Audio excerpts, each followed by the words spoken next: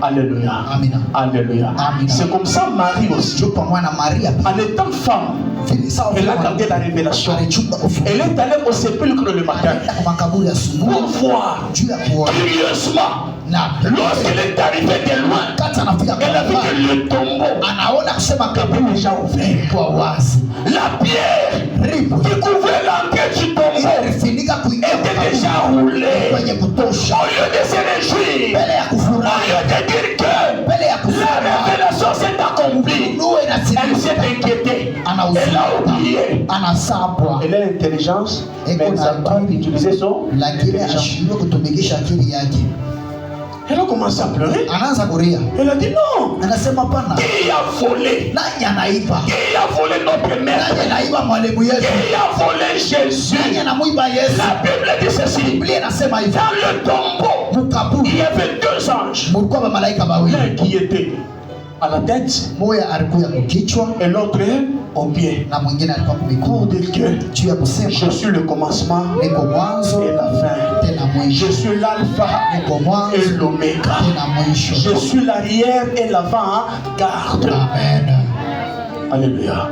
Elle est sortie du sépulcre. Elle a vu un homme. La Bible le décrit.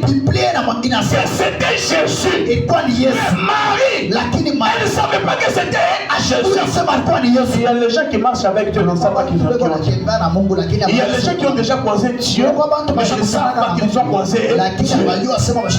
Quand tu attends que Dieu vienne chez toi, avec des costumes, alléluia, avec des véhicules, mais quand Dieu vient, il vient d'une manière simple. Il vient d'une manière humble. Là, il y avait des gens. La Bible dit il y avait un autre monsieur qui était habillé comme un jardinier.